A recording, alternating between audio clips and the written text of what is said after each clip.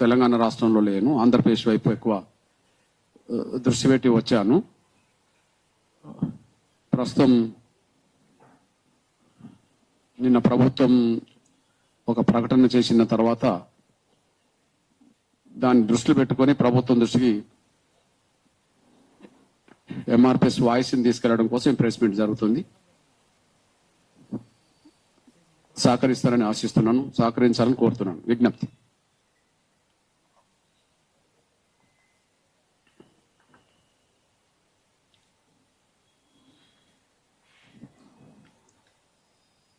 SC రిజర్వేషన్ల వర్గీకరణ లేకుండానే ఉద్యోగాల భర్తీ ఎలా చేస్తారు? ఇది న్యాయమేనా అని తెలంగాణ రాష్ట్ర ముఖ్యమంత్రి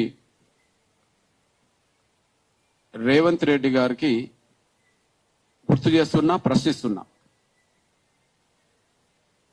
ఎస్సీ రిజర్వేషన్ల వర్గీకరణ జరగకుండానే,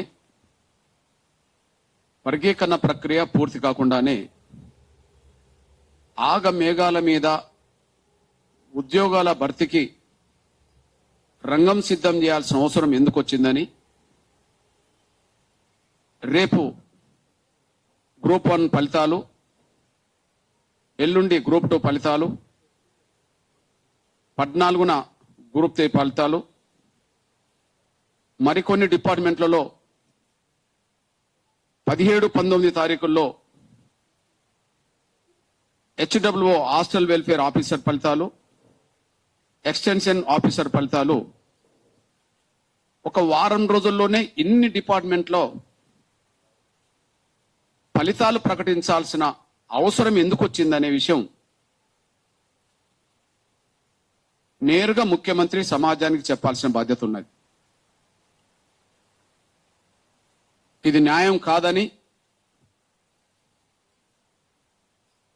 మాల స్వార్థపరుల ఒత్తిడికి తలొగ్గి మాదిగ నిరుద్యోగులకు మీరు తీరని అన్యాయం చేస్తున్నారని,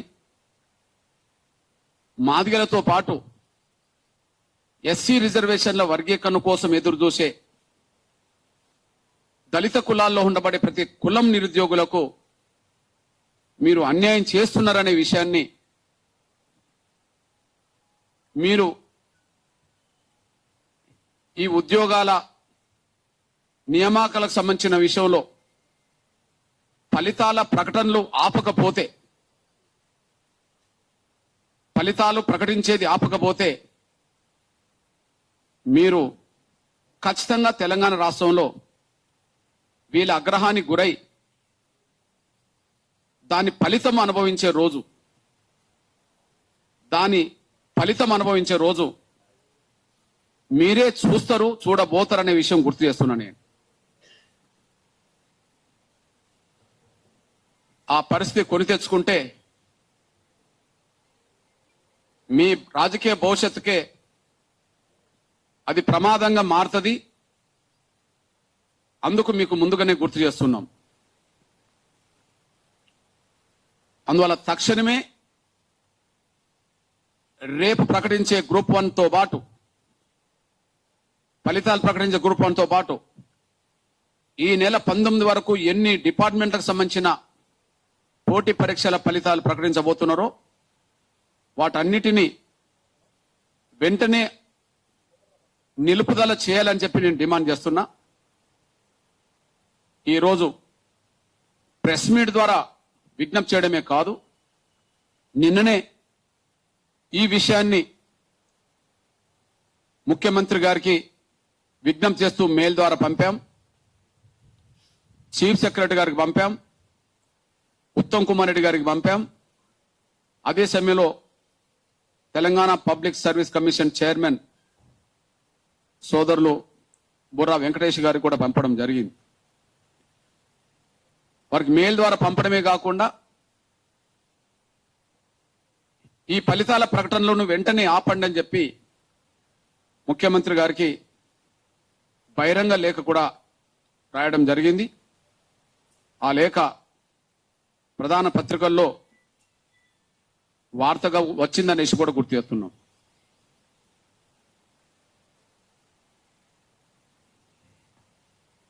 రేవంత్ రెడ్డి గారు తీవ్రమైన మాలల ఒత్తిడిలో ఉన్నాడని, ఒకవైపు వర్గీకరణ మీద అనుకూలమైన నిర్ణయాలు తీసుకుంటున్నట్టుగా ఆయన మాదిగల్ని, వర్గీకరణ కోరే దళిత శక్తుల్ని నమ్మించే ప్రయత్నం, భ్రమల్లో పెట్టే ప్రయత్నం చేస్తూనే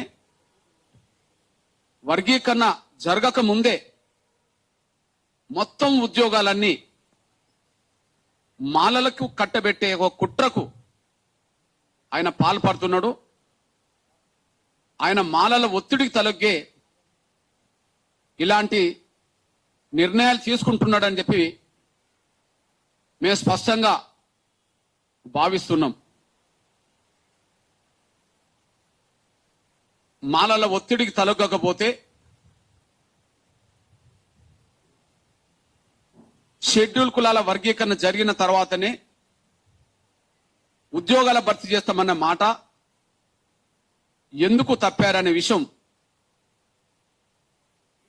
గతంలో వచ్చిన నోటిఫికేషన్లు కూడా, సుప్రీంకోర్టు తీర్పు రాకముందు ఇచ్చిన నోటిఫికేషన్లు ఏవైతున్నాయో ఆ నోటిఫికేషన్లు కూడా వర్గీకరణ వర్తింపజేసే ఉద్యోగాలు భర్తీ చేస్తామన్న మాట సుప్రీంకోర్టు తీర్పు వచ్చిన రోజే నిండు శాసనసభలో రేవంత్ రెడ్డి గారు ఇచ్చిన మాట. ఆ మాటకు ఎందుకు కట్టుబడి లేరో జవాబు చెప్పాల్సిన బాధ్యత ఉన్నది. నిండు శాసనసభలు ఇచ్చిన మాటకు కట్టుబడి లేకపోవడానికి ప్రధాన కారణం రేవంత్ రెడ్డి గారు మాలల ఒత్తిడిలో ఉన్నాడు అని, మాదిగల్ని, వర్గీకరణ కోరే దళిత శక్తుల్ని భ్రమంలో పెట్టడానికి కొన్ని నిర్ణయాలు తీసుకుంటున్నట్టుగా కనిపిస్తూనే వర్గీకరణ ప్రక్రియ పూర్తి కాకముందే అన్ని రకాలుగా ఉద్యోగాలన్నీ మాలలకే కట్టబెట్టడానికి వాళ్ళు తీసుకొచ్చిన ఒత్తిడికి తలొగ్గే రేవంత్ రెడ్డి గారు శాసనసభలు ఇచ్చిన మాటకు విరుద్ధంగా ఆయన నిర్ణయాలు తీసుకుంటుండు అని ఇప్పటికే సాక్ష్యాలు స్పష్టంగా రుజువు అవుతున్నాయి. అందులో మొదటి సాక్ష్యం డిఎస్సి పరీక్ష ఫలితాలు ప్రకటించడంతో పాటు ఉద్యోగ నియామకాలు కూడా సుప్రీంకోర్టు తీర్పు వచ్చిన 2 నెలల తర్వాతనే జరిగింది. సుప్రీంకోర్టు తీర్పు వచ్చిన 2 నెలల తర్వాతనే 11,000 టీచర్ పోస్టుల భర్తీ జరిగింది. నియామక పత్రాలు కూడా ఇవ్వడం జరిగింది. అది మొదటిది. ఇచ్చిన మాటను తప్పుకున్నాడని, మాలల ఒత్తిడికి తలగ్గాడనని అది బలమైన సాక్ష్యం. అదే సమయంలో నేను గత వారం రోజులకు పైగా షెడ్యూల్ కులాల వర్గీకరణ అంశం దృష్టి పెట్టడానికి నేను ఆంధ్రప్రదేశ్లో ఎక్కువ ఉండడం జరిగింది. కానీ ఇక్కడ ఒక వారం రోజుల ముందే ఇక్కడ ఇంటర్మీడియట్ డిపార్ట్మెంట్లో, విద్యాశాఖలో జూనియర్ లెక్చరర్స్ సంబంధించిన నియామకం కూడా చేయడం వల్ల మాదిగ బిడ్డలు, నిరుద్యోగులు, వర్గీకరణ కోరుకునే దళిత విద్యార్థులు తీవ్రంగా నష్టపోయిన విషయం కూడా రుజువు అవుతున్నది.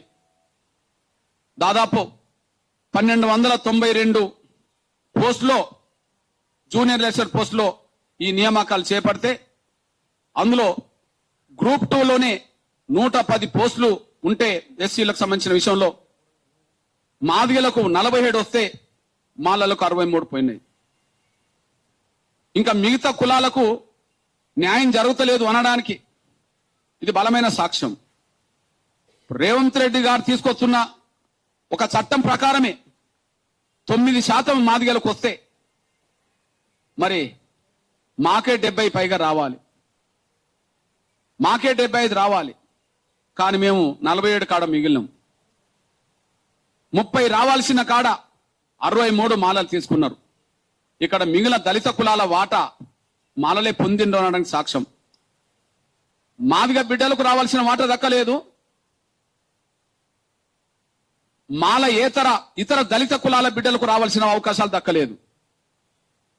మాదిగల అవకాశాలు దోసుకున్నది మాలలే, ఇతర దళిత కులాల అవకాశాలు కూడా దోచుకున్నది మాలలే అనడానికి వారం రోజుల క్రితం జరిగిన నియామకాలే అది సాక్ష్యంగా నిలబడుతున్నాయి.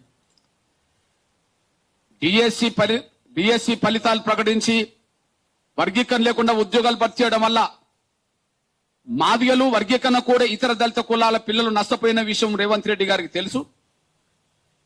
మొన్న ఏదైతే జూనియర్ లెక్చర్కి సంబంధించిన విషయంలో నియామకాల విషయంలో మాదిగలకు ఇతర దళిత కులాల పిల్లలకు నష్టం జరిగిన విషయం కూడా తెలిసి కూడా మళ్ళీ గ్రూప్ 1 పరీక్ష ఫలితాలు రేపే ప్రకటించడం, ఎల్లుండే గ్రూప్ 2 ప్రకటించడం, 14వ తారీఖు నాడు గ్రూప్ 3 ప్రకటించడం, ఇంకా ఇతర డిపార్ట్మెంట్లలో 19 వరకే ఇంకా 2 డిపార్ట్మెంట్లో ఫలితాలు ప్రకటించబోతున్నామంటే ఎందుకు ఈ తొందర వచ్చింది?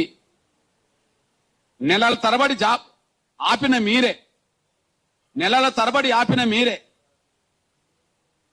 నెలల తరబడి ఆపిన మీరే రేపటి నుండి మొదలయ్యే శాసనసభ సమావేశాల్లో 12 నుంచి మొదలయ్యే శాసనసభ సమావేశాల్లోనే వర్గీకరణ బిల్లు తీసుకురాబోతున్నామని చెప్పి మీరే చెప్తూ 12 తారీఖు నుంచి మొదలయ్యే బడ్జెట్ శాసనసభ సమావేశంలో వర్గీకరణ బిల్లు తీసుకురాబోతున్నామని చెప్పి మీరే చెప్తూ అందుకు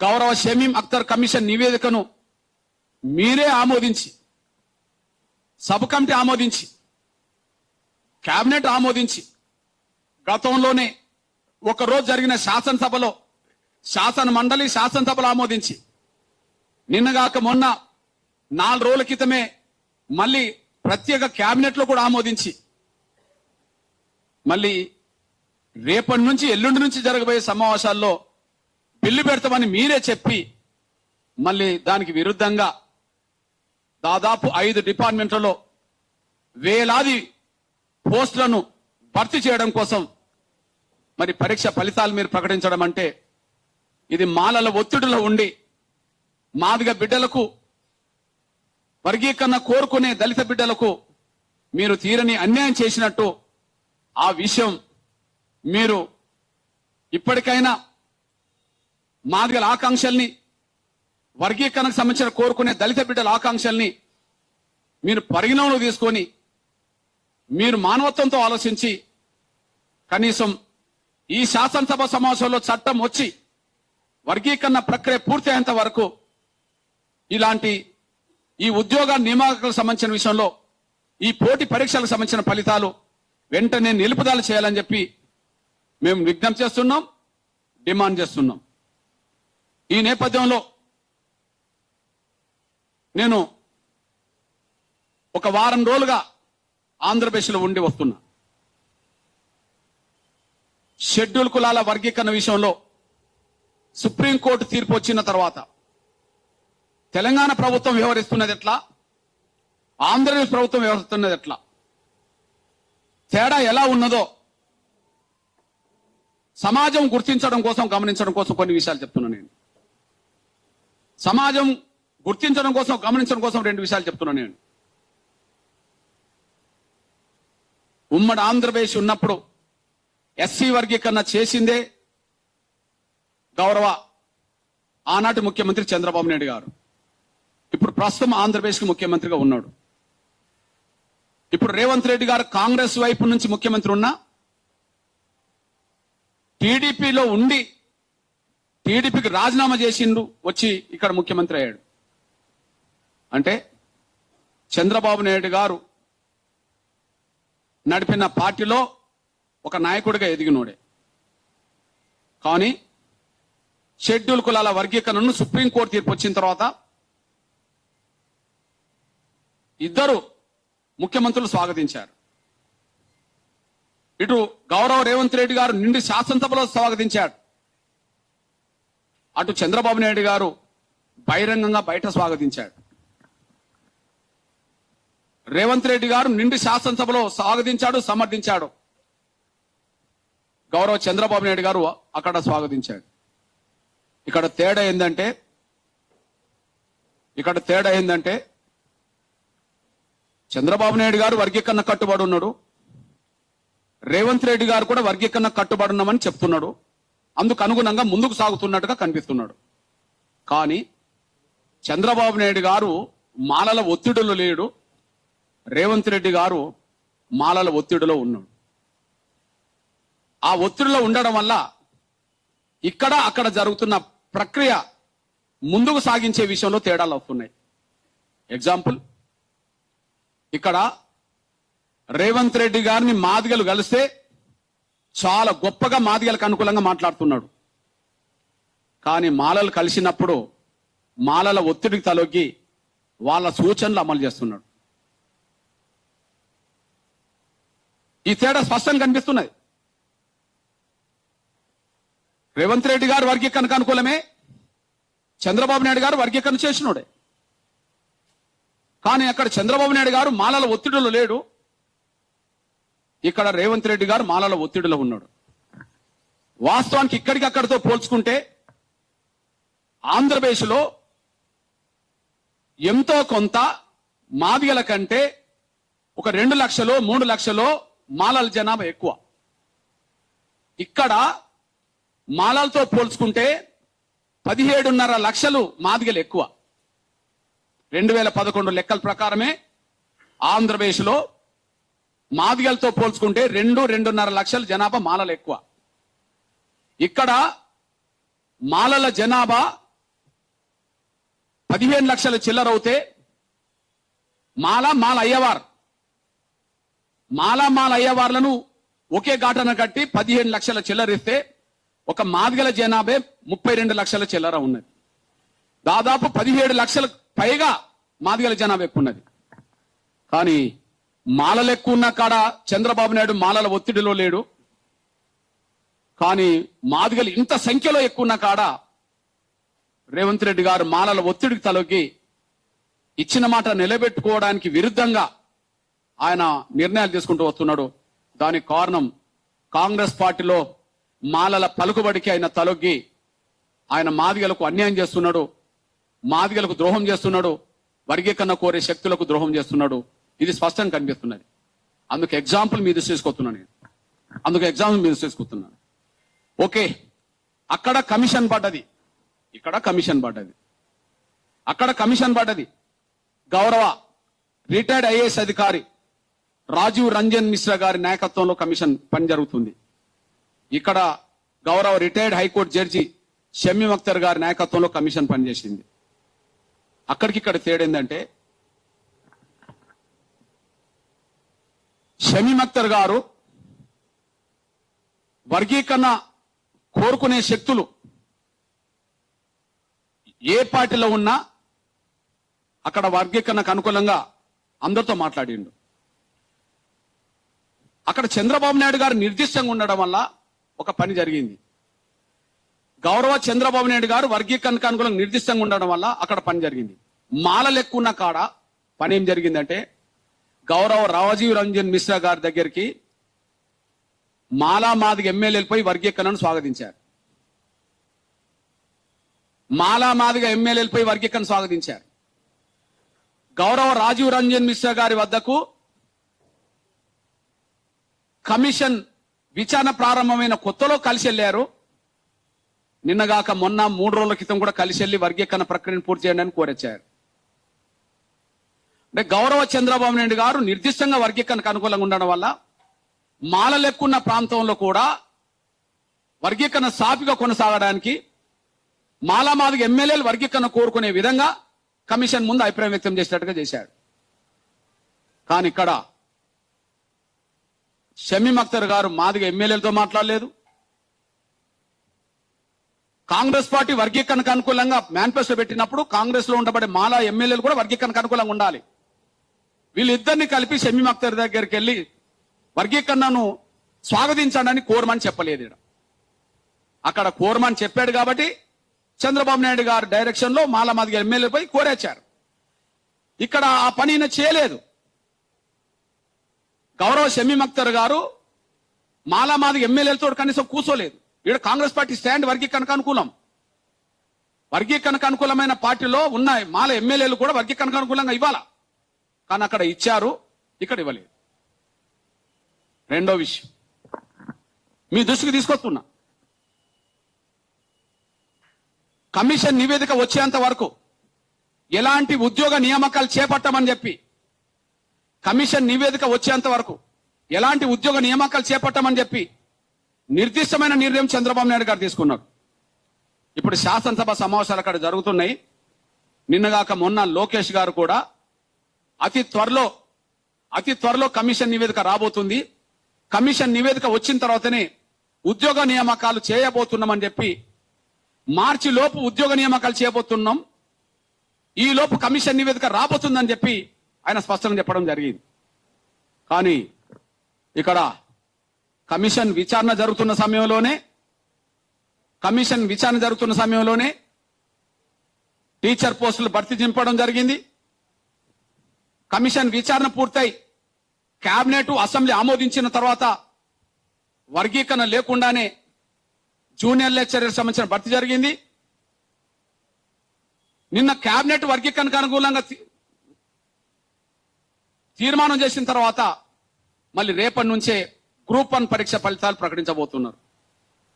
అంటే దీన్ని బట్టి అటు చంద్రబాబు నాయుడు గారు నిర్దిష్టంగా ఉన్నాడు, వర్గీకరణ ప్రక్రియ మీద భిన్నాభిప్రాయాలు మరింత పెరగకుండా చూసుకుంటూ ఆయన ముందుకు సాగుతున్నాడు. ఇక్కడ నోమో మాదిగల దగ్గర మాదిగల మాట మాట్లాడుతున్నాడు.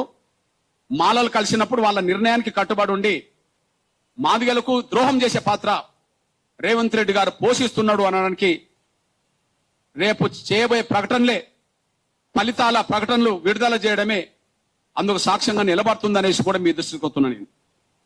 ఇకపోతే ఇప్పటికే మాదిగల్లోనూ మెజార్టీ దళిత కులాల్లోనూ చివరికి మాల అనుబంధ గ్రూపులు అనబడుతున్న కులాల్లోనూ గతంలో షమీమ్ అఖ్తర్ గారు ఇచ్చిన నివేదికలో కొన్ని లోపాలు ఉన్నాయని చెప్పి మేము లిఖితపూర్వకంగా ముఖ్యమంత్రితో మాట్లాడినాం. లిఖితపూర్వకంగా ఇచ్చి ఉత్తమ్ కుమార్ రెడ్డి గారితో మాట్లాడినాం. అదే సమయంలో గౌరవ షమీమ్ అఖ్తర్ గారి గురించి కూడా మాట్లాడాను. మీ దృష్టికి తీసుకొచ్చే విషయం ఏంటంటే, ఒకవైపు మొన్న షమీమ్ అఖ్తర్ గారు ఇచ్చిన మొదటి నివేదికలో లోపాలు ఉన్నాయని, అందులో మాదిగలకు తీరని అన్యాయం జరుగుతున్నదని, అదే సమయంలో మొదటి గ్రూపులో బలవంతులను తీసుకొచ్చి పెట్టారని, మూడో గ్రూపులో మాలలతో ఉండలేని పరిస్థితులు కొన్ని కులాలకు వచ్చినాయని, దీన్ని సరిచేయాలని చెప్పి మేము విజ్ఞప్తి చేయడం జరిగింది. మా విజ్ఞప్తికి స్పందించే గౌరవ షమీమ్ అఖ్తర్ గారు కమిషన్ని ఈ నెల 10 వరకు పొడిగిస్తే, గౌరవ షమీమ్ అఖ్తర్ గారి కమిషన్ నివేదిక కూడా రెండోసారి అందినట్టుగా యథావిధిగానే మేము అమలు అన్నట్టుగా వార్తలను చూస్తున్నాం.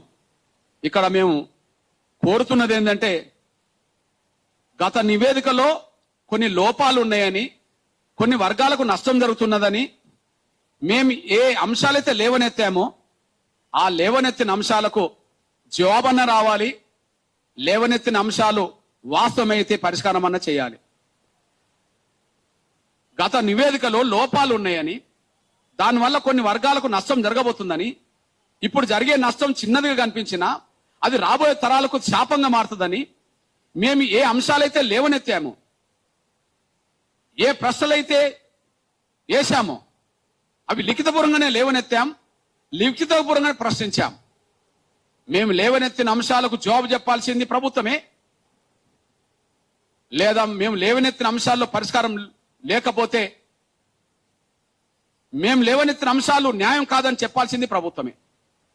ఆ ప్రభుత్వానికి పెద్దలు ముఖ్యమంత్రి, సోషల్ వెల్ఫేర్ డిపార్ట్మెంట్ చూస్తున్నది ముఖ్యమంత్రి, కమిషన్ వేసింది ముఖ్యమంత్రి, హామీ ఇచ్చింది ముఖ్యమంత్రి.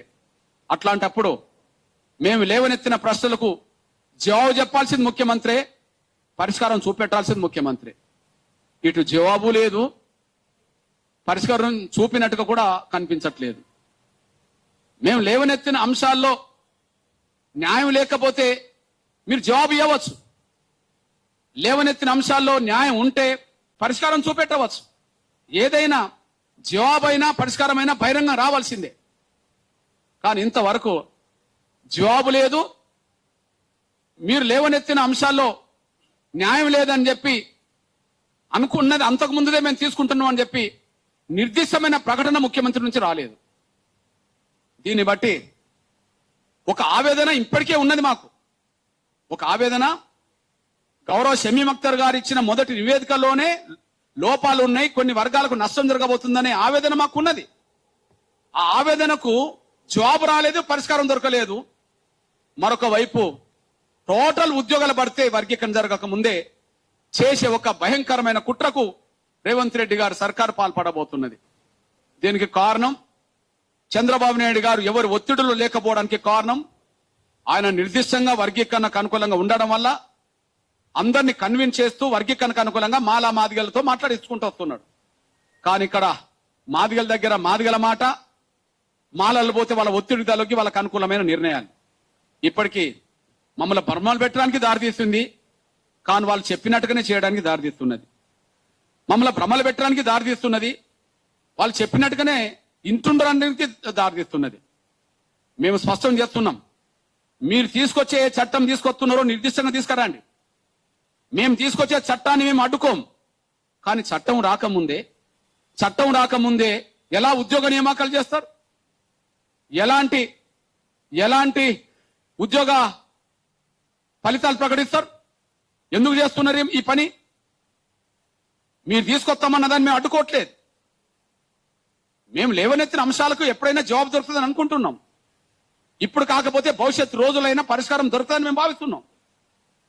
మేము లేవనెత్తిన అంశాలకు మొదటి కమిషన్ నివేదికలో కొన్ని లోపాలు ఉన్నాయి, కొన్ని వర్గాలకు నష్టం జరగబోతుంది, ముఖ్యంగా మాదిగలకు నష్టం జరగబోతుంది. మొదటి గ్రూపులో ఉండబడే దళిత కులాలకు నష్టం జరగబోతుంది, మూడో గ్రూపులో ఉండబడే కొన్ని కులాలకు నష్టం జరగబోతుందని చెప్పి మేము లేవనెత్తిన ప్రశ్నలకు జవాబు దొరకలేదు, పరిష్కారం జరగలేదు. అయినా మేము ఆశిస్తున్నాం, ఎప్పటికైనా జవాబు దొరకక తప్పదు, ఎప్పటికైనా పరిష్కారం రాక తప్పదు. కానీ మీరు చేయదలుచుకున్నది చేయాలి కదా. మీరు చేస్తున్నదాన్ని మేము అడ్డుపడతలేము కదా. మీరు వర్గీకరణ ప్రక్రియ పూర్తి కాకముందే ఎలా ఉద్యోగ నియామకాలకు సంబంధించిన విషయంలో ఫలితాలు ప్రకటిస్తారు?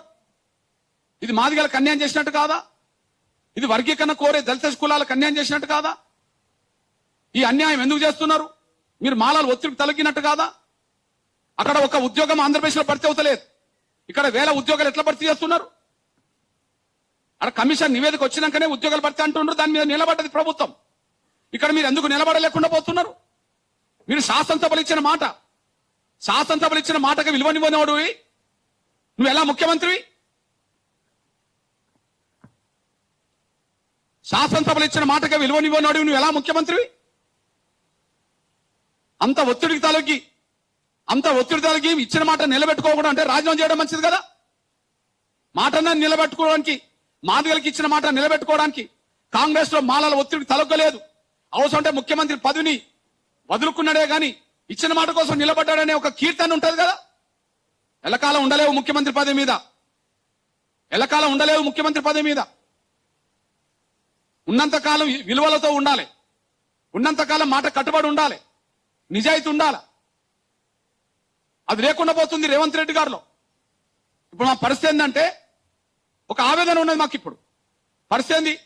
సరిగ్గా 1932 సెప్టెంబర్ 24లో గాంధీ అంబేద్కర్ మధ్యలో జరిగిన పూనా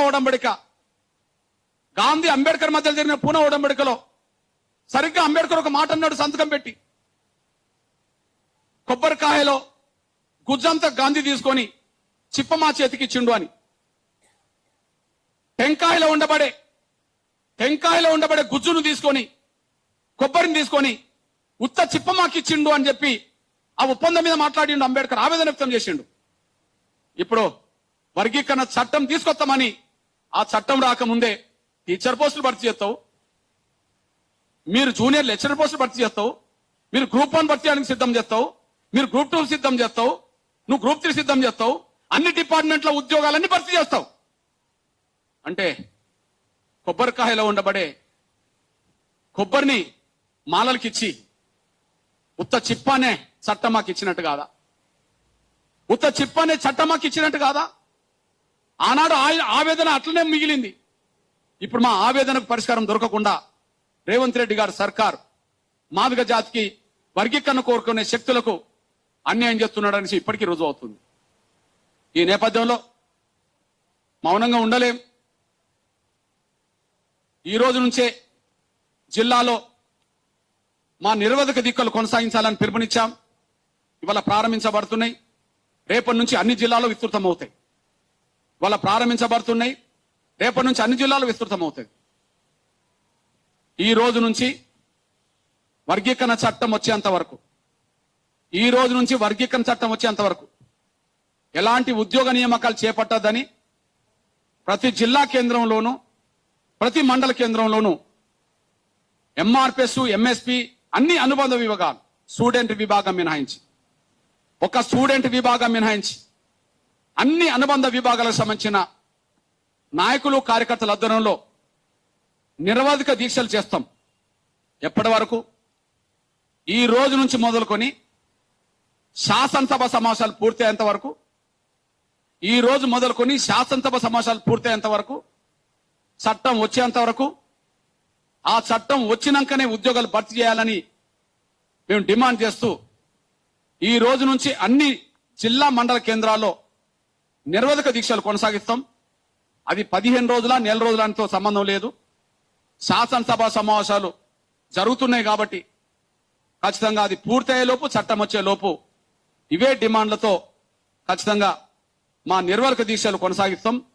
అన్ని అనుబంధ విభాగాలతో పాటు వర్గీకరణ కోరే దళిత శక్తులు, వర్గీకరణ కోరుకునే దళిత శక్తులు వర్గీకరణ జరిగేంత వరకు ఉద్యోగాల భర్తీ నిలుపుదల చేయాలని డిమాండ్ చేస్తూ ఉండబడే దళిత శక్తులన్నీ ఈ ఉద్యమంలో భాగస్వాములు కావాలని చెప్పి నేను విజ్ఞప్తి చేస్తున్నా. అదే సమయంలో వర్గీకరణ కోసం మద్దతు ఇచ్చే అన్ని ప్రజా సంఘాలను, అన్ని విద్యార్థి సంఘాలను, అన్ని రాజకీయ పక్షాలను వర్గీకరణ ప్రక్రియ అంతా పూర్తయ్యేంత వరకు ఉద్యోగ నియామకాలు చేపట్టాలని చెప్పి డిమాండ్ చేస్తూ జరుగుతున్న పోరాటానికి సంఘీభావంగా అందరూ ఉద్యమంలో భాగస్వాములు కావాలని చెప్పి వర్గీకరణకు మద్దతు ఇచ్చే అన్ని శక్తులను, అది రాజకీయ శక్తులు, మేధావులు, విద్యార్థులు, ప్రజా సంఘాలు, కుల సంఘాలు, అన్ని సంఘాలకు నేను విజ్ఞప్తి చేస్తున్నా. వర్గీకరణ పోరాటంలో భాగస్వాములు కావాల్సిందిగా నేను విజ్ఞప్తి చేస్తూ, ప్రత్యేకంగా మాదిగ విద్యార్థుల ఆధ్వర్యంలో అన్ని విద్యార్థి సంఘాలను కలుపుకొని అన్ని యూనివర్సిటీలో రేపటి నుంచే నిర్వాహ దీక్షలు ప్రారంభమవుతాయి. ఆ యూనివర్సిటీలో మొదలయ్యే దీక్షలు కూడా శాసనసభ సమావేశాలు పూర్తయ్యేంత వరకు, వర్గీకరణ చట్టం వచ్చేంత వరకు నిరవధికంగా కొనసాగుతాయనే విషయం కూడా మీ దృష్టి తీసుకోవచ్చు. కొన్ని జిల్లాలో ఖమ్మం, ఆదిలాబాద్ అండ్ మెదక్ జిల్లా లాంటి చోట్ల యూనివర్సిటీలు లేవు. కానీ యూనివర్సిటీ లేకపోయినా అక్కడ ఒక ప్రధాన ఉన్నత విద్యా సంస్థ పీజీ కాలేజీలు ఎక్కడున్నా కూడా అందులో ఒక ప్రధాన కేంద్రాన్ని బేస్ చేసుకొని ఖచ్చితంగా మాదిగ విద్యార్థుల ఆధ్వర్యంలో యథావిధిగా దీక్షలు వర్గీకరణ జరిగేంత వరకు, చట్టం వచ్చేంత వరకు దీక్షలు అన్ని చోట్ల కొనసాగించాలని చెప్పి పిలుపునిస్తూ అన్ని వర్గాల మేధావులకు విజ్ఞప్తి చేస్తున్నా, అన్ని రాజకీయ పార్టీలకు విజ్ఞప్తి చేస్తున్నా, ప్రజా కుల సంఘాలకు విజ్ఞప్తి చేస్తున్నా. ఈ వర్గీకరణ చిట్ట చివరి దశలో సమయంలో ఫలాలు మాదిగ బిడ్డలకు, దళిత బిడ్డలకు అందుబాటులోకి వచ్చే సమయంలో ఎలాంటి ఫలాలు ఇవ్వకుండా ఆ ఫలాలన్నీ మాలలకు దోసిపెట్టే కుట్ర జరుగుతున్న సమయంలో మాదిగ ఉద్యమానికి గతంలో ఎట్లయితే అండదండలు అందించారో అవే అండదండలు ఎంఆర్పిఎస్ ఉద్యమానికి నేడు క్రియాశీలకంగా అందించాలని చెప్పి నేను విజ్ఞప్తి చేస్తూ రాబోయే పోరాటంలో అందరూ భాగస్వాములు కావాల్సిందిగా నేను విజ్ఞప్తి చేస్తూ ముగిస్తున్నాను. ధన్యవాదాలు.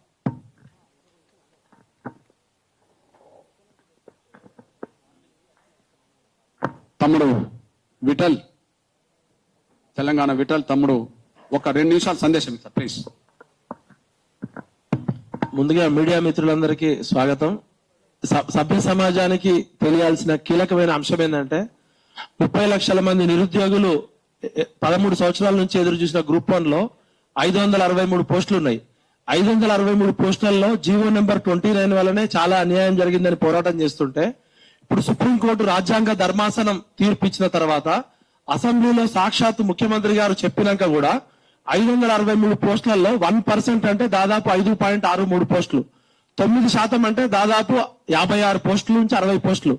గ్రూప్ 1 అనేది రాష్ట్రంలోనే అత్యంత కీలకమైనటువంటిది. ఇప్పుడు గ్రూప్ 1 గా సెలెక్ట్ అయిన వాళ్ళు రేపు పొద్దున ఐఏఎస్ గా, ప్రిన్సిపల్ సెక్రటరీగా, డీజీపీగా ఎదిగే అవకాశం ఉంటది.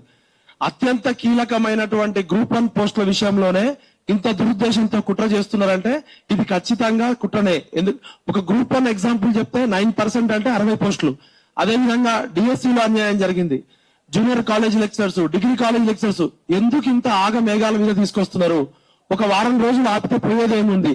కావాలని 10వ తారీఖు పెట్టినాక కూడా ఇప్పుడు గ్రూప్ 1 ఫలితాలు, group 2, group 3, group 4 social welfare department అంటే ఇది ఖచ్చితంగా మాదిగల గొంతు కొయ్యడమే, రాజ్యాంగ ధర్మాసనం ఇచ్చిన తీర్పును ఉల్లంఘించడమే, చట్ట ప్రకారం, న్యాయ ప్రకారం, ధర్మ ప్రకారం సాక్షాత్తు అసెంబ్లీలో ముఖ్యమంత్రి గారు స్వయంగా ప్రకటించారు ఖచ్చితంగా మేము ఆర్డినెన్స్ తీసుకొస్తామని చెప్పి. ఒకవైపు జీవో నెంబర్ 29 ద్వారా ఎస్సీ, ఎస్టీ, బీసీలకు ఓపెన్ మెరిట్ లో రావాల్సిన పోస్టులన్నీ కూడా 50% అగ్రవర్ణాలకు అదే విధంగా చూస్తున్నారు. ముఖ్యంగా మాదిగ సోదరులకు ఈ ఒక్కసారి గ్రూప్ 1 కావడం అంటే ఎంత కష్టమో ఆలోచించండి. అలాంటిది 13 సంవత్సరాల తర్వాత వచ్చిన నోటిఫికేషన్ బయట చూసే వాళ్ళకి చాలా సింపుల్ అనిపిస్తుంది. 543 పోస్టులు కదా, మళ్ళీ ఎప్పుడైనా వస్తాయి కదా అని. ఒకసారి గ్రూప్ 1 పోస్ట్ అయితే అది ఎక్కడి వరకు వెళ్తుంది? 30 సంవత్సరాలు అధికారంలో ఉంటారు. అంటే కేవలం కొంతమంది పెత్తందారుల చేతలో వాళ్ళ యొక్క బలవంతంగా ముఖ్యమంత్రి గారు లోనవుతున్నారు.